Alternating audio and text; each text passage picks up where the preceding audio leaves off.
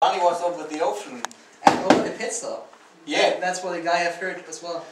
We were just listening to you guys downstairs while crashing and doing the pit stop, and then... There was no crashing. I don't know what Schwarz is about to do there. I don't know if you can see him yet. We have a terrorist in our house.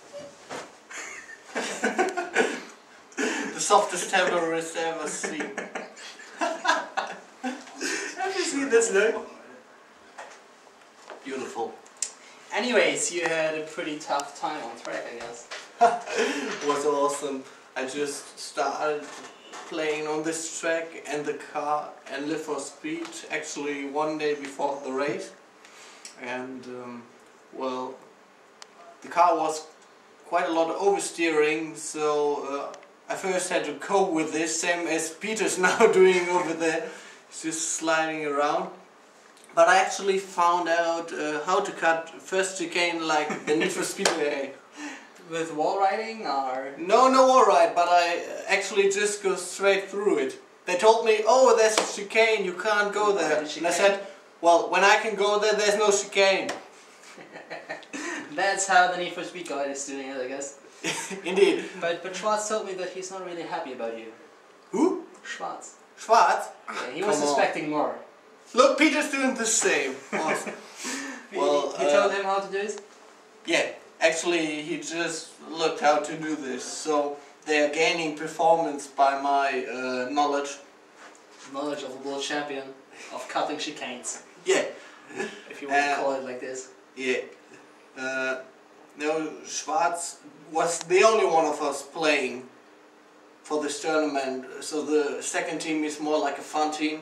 We're just not expecting anything, it's just like more racing, having fun over here in the bootcamp house. Yeah, Andy said something like it's more some kind of management team because you're the captain, Andy is the team manager in some way, and Chucky obviously used to be the boss of ATEX.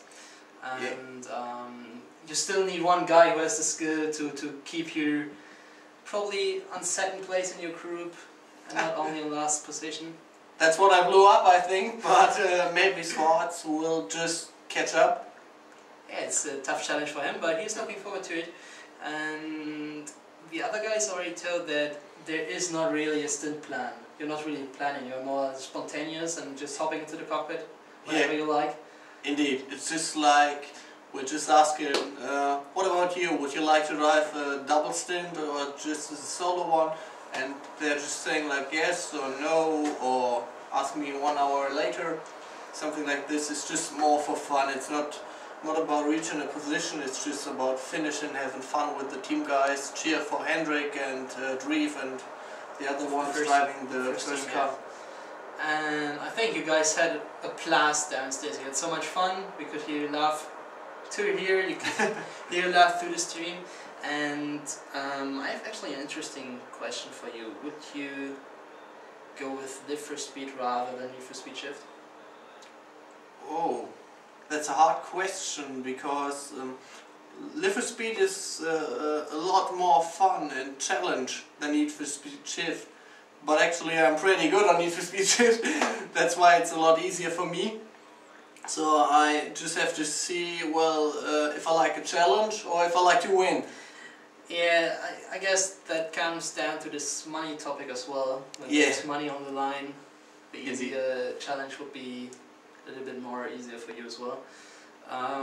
But yeah, I think when it comes down to having fun, the competition counts. And having fun in Live for Speed is obviously something you have had. Yeah. And something that probably was missing in Need for Speed Shift 2 because we haven't seen you that much in Shift 2. Well, actually it was missing since 2005 or something in every Need for Speed part. It's just like more work than really playing for fun. There was nothing like, well, I now go online with some friends of mine and just play Need for Speed. It was just like, oh, fuck, next weekend, WCG, I should probably start playing. And that's a good topic.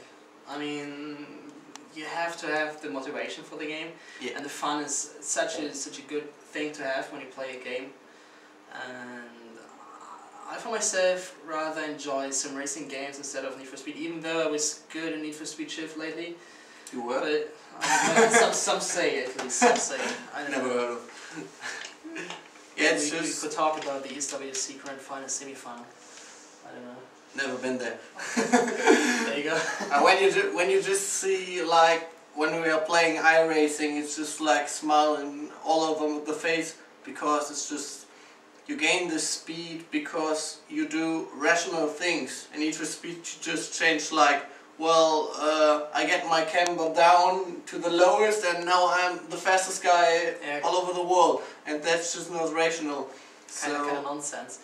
And you see, even the Need for Speed Underground World Champion says that Need for Speed isn't the best game either. Look at Peter drifting. Yeah, in fact it is, but well, the point is, I've been talking to a lot of guys from EA, and the thing is, they have like 17,000 developing studios, and all of them create a single Need for Speed version, and so if you talk to one guy of them, he says, well, the game's out, we won't patch it, maybe just a little fix, but not the things you're asking for, because it's like 15 people playing it professionally and they don't care.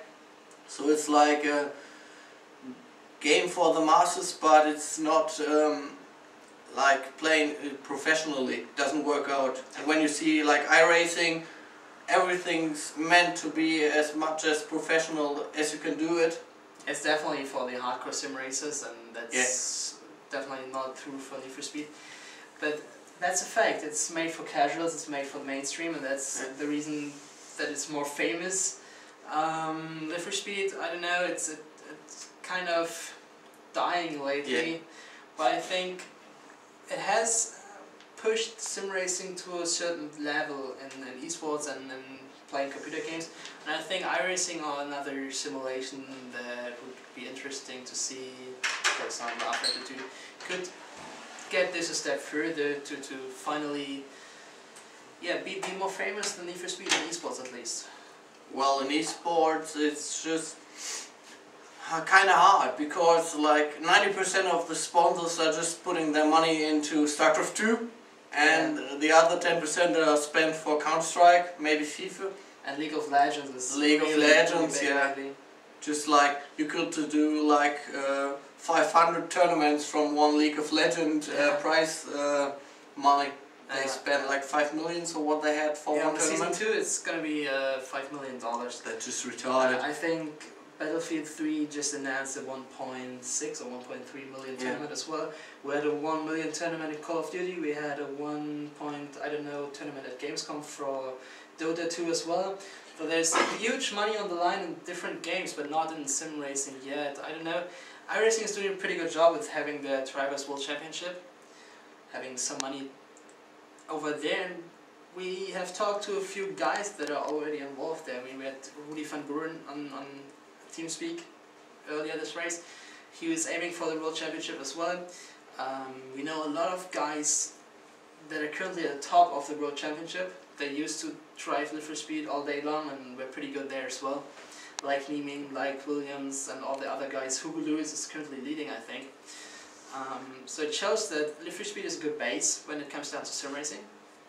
Well, it has everything you need for sim racing.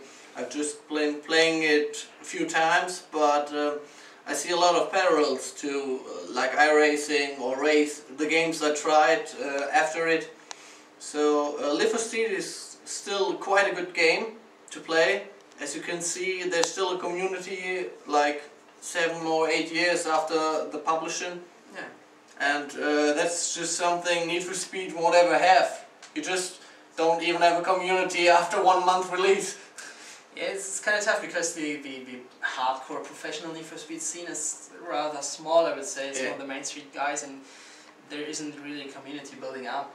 And that's the difference between a racing game like this, where you have hundreds or thousands of people in a good community knowing each other, are having this mainstream title with millions are playing, but only 10 people are just the community itself actually. Yeah, well the problem is, when you have like Need for Speed, you have the big EA company, and when it comes to the World Cyber Games and EA says, well, I want my game to be pushed, they just go to the World Cyber Games and say, well, here's $50,000, just see that we get a good Need for Speed tournament, and well, they don't care that these games are not playable because they are so bugged that you just have no real competition.